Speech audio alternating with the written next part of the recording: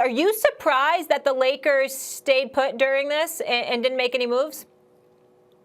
Yeah, Molly, I am surprised. I mean, have anybody watched the Lakers lately since LeBron James been out?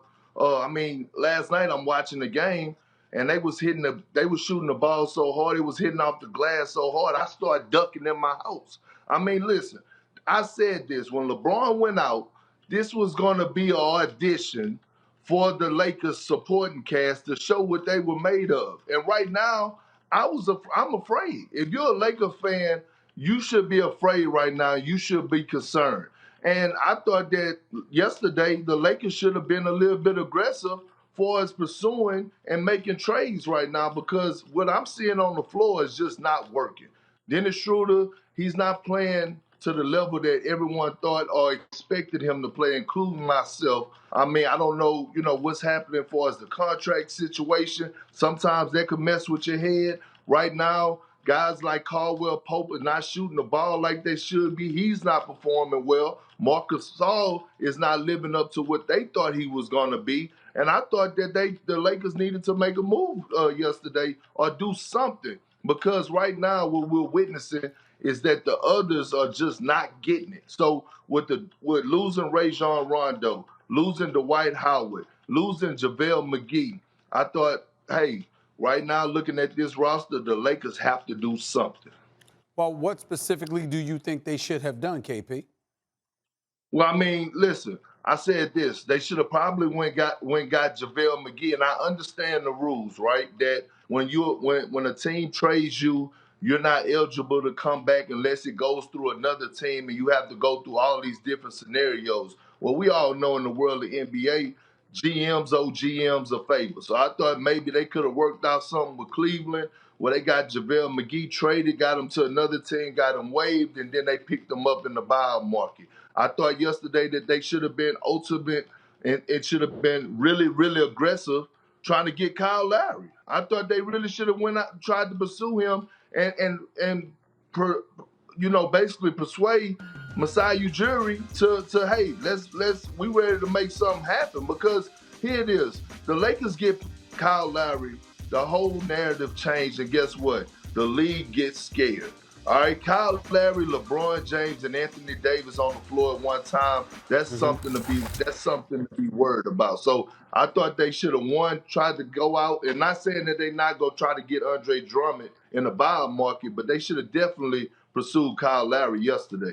Well, a couple of things. Number one, you could have mentioned Lonzo Ball too, but that's where I was going. But we all know that they don't want LeVar Ball making headlines because of the Lakers again. Then you got Kyle Lowry. The problem with Kyle Lowry is that he wanted 2 additional years at $50 million, 25 per, even though he just turned 35. And there's a lot of teams throughout the NBA that's going to be reluctant to give him that money. So it'll be real interesting to see what happens with him in the offseason. All right. As a result of LeBron going down, here's the only thing that I would say, KP. There ain't no replacing LeBron James.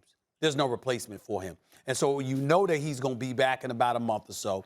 You know that he's not 100% healthy. You know that it's an audition, just like you said, about that supporting cast. But it's really about them upping their game. Let's face reality. None of us looked at the Lakers and expected them to win, but so much without LeBron James and AD. They're champions and they're favorites this year because of LeBron and AD. Without them, they'd be in a lottery, and we all know. But even with them, Brooklyn's big three, if they're all healthy, I don't see them losing. No, I think the Lakers, Brooklyn winning and the Kyle Lowry move, I get it, Perk, but when you have to match salaries, you're still not giving Masai anything he wanted. And we know what I notice? You know who's still a Laker today, and I think this is what scuttled the deals?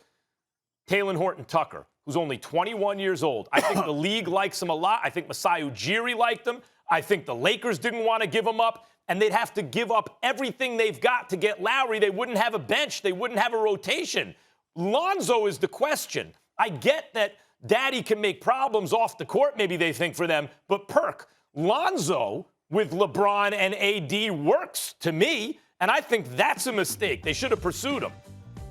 Yeah, but and I'm not taking nothing from Lonzo, but Lonzo needed to, in my opinion, Lonzo needed to go to a team where he's going to have the ball in his hand, where he's going to be able to be that floor general. I'm not saying that he can't play off the ball because he can, but that's not his strength. Okay, so when I'm looking at a guy that the Lakers need to fill in that gap, a team that's on the rise, that's trying to repeat to get a championship, you don't want to go with someone that haven't made the playoffs. You want to go with someone that's battle tested. That's why I said Kyle Lowry. I mean, this is a champion. This is a guy that have been in multiple rounds of the playoffs, multiple series. So would you He's have battle made the tested. deal? So Perk, hold on. Would you have traded Schroeder and KCP, because now you got to make the salaries work, right? And Talen Horton-Tucker and someone else to make the salaries work, because they wanted THT. That's who they really wanted. Would you have traded 4 dudes off the team for Kyle Lowry? I thought it was 3 to make the salaries work. I mean, I thought it was 3. Right, to make it work. But then that's right. That's just to make the salaries work. But Masai wanted Talen Horton-Tucker, right? And the Lakers didn't want to give him up. Would you have given him up with the other 3 players? I mean, listen, this is why I'm not a GM, but yeah, I would have made the move. I would have made the move because here it is. The Lakers are trying to win now. And we all know with Dennis Schroeder, they've been going through contract situations. You know, the Lakers did put out contract extensions, you know, and he didn't turn them down. So like yesterday, I was telling Richard Jefferson on the jump, right? He was saying, would you give up all that for Kyle Lowry, who's a rental, right? And I said, well, right now, Dennis Schroeder is a rental.